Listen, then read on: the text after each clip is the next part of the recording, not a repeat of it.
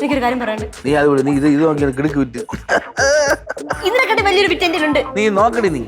പക്ഷെ അങ്കിളെ ഞാൻ അവിടെ ചെന്നപ്പോഴേ ഇങ്ങോട്ട് എന്തൊരു കഷ്ടം. ഞാൻ ഒരു കാര്യം പറയാൻ വരുമ്പോഴേക്കും ഇങ്ങനെ മൊബൈൽ നോക്കിക്കൊണ്ടിരുന്നാലാ? നേരെ ഇനി പറയട്ടെ ഞാൻ.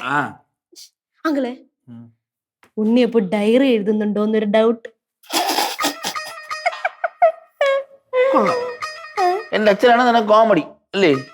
അല്ല, ഡയറി എഴുതണയാണ് കോമഡി. ഡയറി എഴുതണം ചെവി കേട്ടൂടെ നിങ്ങക്ക്? എന്റെ അച്ഛൻ ഡയറി എഴുതണം. പിന്നല്ലാണ്ട് എന്തിന്? അതെന്റെ അടുത്ത് പറഞ്ഞില്ല, ചോദിക്കണം. ചോദിച്ചിട്ട്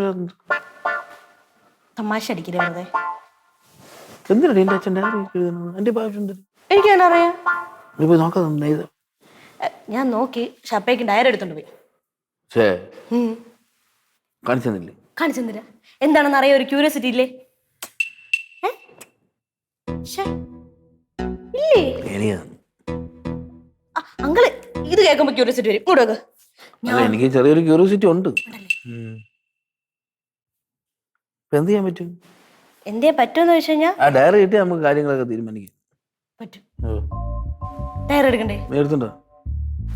അങ്ങനെ പറ്റില്ല. പിന്നെ നമുക്ക് എല്ലാവരും കൂടെ പോയി എടുക്കാം ഡയറിയ. പിന്നെ അല്ല ഡയറി നല്ല ഇത്ര നേരം പറഞ്ഞോണ്ട് നല്ല ട്രോഫി ഒന്നും അല്ലല്ലോ. ഇത് എന്ത് കഷ്ടമാണ് ദൈവമേ.